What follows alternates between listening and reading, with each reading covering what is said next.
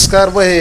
बघन तेव्हा तुमचं गाड्याचं काम सारखं चालूच असतं. एक गाडी आताच गेली तर दुसरी गाडी लागलाच फॉल आहे. काय सर्व्हिसिंगचं काम आहे, इंजिन काम करतो? सर्व्हिसिंगचं काम करताय काय? तर हे आपले तरुण मित्र फिटर निसारबाई तांबोळी, तर ह्यांची आज आपण आपल्या चॅनलसाठी आपण आज मुलाखत घेत आहोत. म्हणजे प्रसिद्ध फिटर आहे जेऊरमधले, नामांकित. प्रत्येकजण म्हणजे बाईच्या इथं गाडीसाठी दुरुस्ती करण्यासाठी नंबरच असते. आता बाहेर 2 गाडी उभा आहेत, तुम्हाला दाखवली सुरू झालं. इंजन उतरवत आहे काय?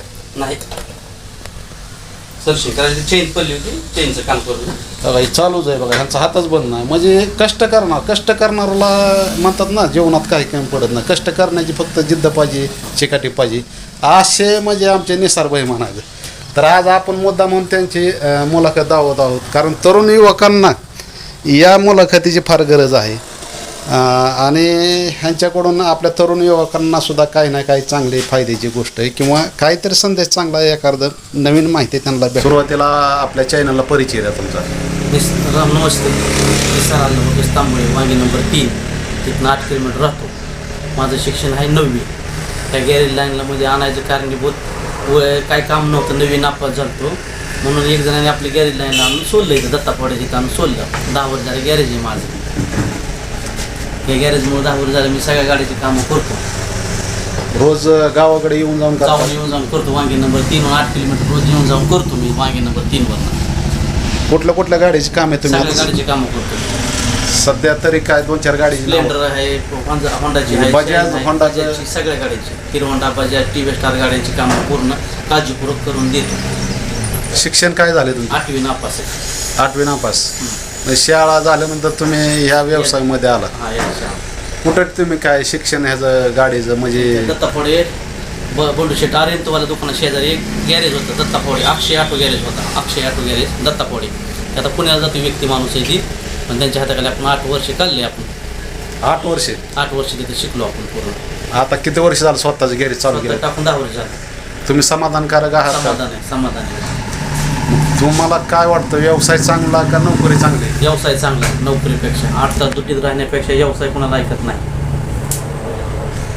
दोन मुलं आता शिक्षण घेऊन नोकरीची वाट बघतात किंवा सुशिक्षित बेकार किंवा आता नोकरीसाठी वाट बघून वेळ चाललाय वाया. तर त्या अशा तरुण मुलांना तुम्ही काय संदेश सांगाल तुमच्या अनुभवातून? नोकरी तर लागली तर ठीकच झाली, पण नोकरी नाही लागली व्यवसाय काय ना काय करणे भाग आहे. असं फिरून राहण्यापेक्षा व्यवसाय करावा. काय बी करावं, वडापाव चालू करा, की आपलं कोंबडी धंदा करा, पानटपरी चालू करा, पण काय ना काय व्यवसाय चालू ठेवा. विनाकारण असं विनाकारण बोंबलत फिरू नका तुम्ही. चांगलं वळण लागावं. पिणे खाण्यापेक्षा कामधंदा केला, सुखी राहचाल तुम्ही. लेकर बाळावर लग्न होऊन जाईल तुमचं. तर मला सांगा, आता तुम्ही संदेश दिला की बाबा वेळ वाया न घालव, तर तुम्हाला जी काय आवड आहे की ज्या व्यवसाय ते व्यवसाय तुम्ही यावं, बरोबर?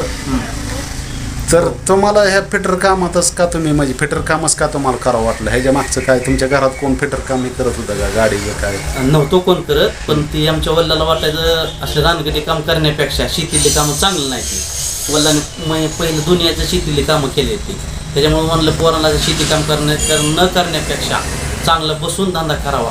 शिक्षण कमी गॅरेज लाईनला, त्याच्यामुळे आवड झाली गॅरेज लाईनची. आपली पानटपरी होती पहिली दुकानात शाळेला असताना. ती पानटपरीची आवड होता ती दुकानावर गेलो, गॅरेज शिकलो, आपलं गॅरेज स्वतः चालू केले. समाधान आहे मी आता. वा, कुटुंबाविषयी काय सांगा? कुटुंबाविषयी 2 मुलं आहेत. एक 9वीला, एक 7वीला, एक मुलगा. शेती आपलं शाळा शिकते पोरं. ती शिक्षण झालं की आपल्या स्वतः धंद्यात आणायचं, त्यांना गॅरेज धंद्यामध्ये घेऊन यायचं त्या पोरांना. भाऊ पुण्याला आहे, जॉब करतोय. दुसरा सिक्युरिटी करतोय. आई वडील शेती करते. ते शेती किती आहे तुम्हाला? शेती 2 एकर शेती आहे मला. वांगी नंबर 3 मध्ये शेती 2 एकर आहे. काय शेतात काय? केळी सगळी. केळी का? केळी सगळी. मग एकंदरीत तुम्ही नेमकं वडिलाच्या विचाराने या व्यवसायात तुम्ही आगमन केलं म्हणा? हा, वडिलाच्या व्यवसायाकडे गॅरेज धंद्यामध्ये घुसलो मी. जर तुम्ही हा व्यवसाय नसता, हे गॅरेज कामात जर नसता आला, तर तुमचं कुठंतरी कामाला जायला लागलं असतं, कुणाच्या हाताखाली काम करायला लागलं असतं. गवंड्याच्या हाताखाली काम कर, ह्याच्या हाताखाली काम, पर्याय दुसऱ्या कामाशिवाय नव्हता. नंतर पुण्यात जायला लागलं असतं कामाला. म्हणजे त्या टायमाचा निर्णय घेतलेला तुम्ही म्हणाचा आज तुम्हाला फायदेशीर झाला? फायदा झाला माझा निर्णय घेतलेला. 1 नंबर निर्णय माझा. सुखी आम्ही लेकरबाळ खाऊन टुमटुमीत, लेकरबाळ आई वडील सगळी काय जण म्हणतात माणसाचं आयुष्य वाईट आहे, माणसाचं नोकरी लागलं तर चांगलं आहे, नोकरी नाही लागली नोकरीपेक्षा चांगलं आहे ही. नोकरीपेक्षा एक नंबर धंदा आहे. कुठलाही धंदा करा तुम्ही, नोकरीत 8 तास ड्युटी थांबायला लागते.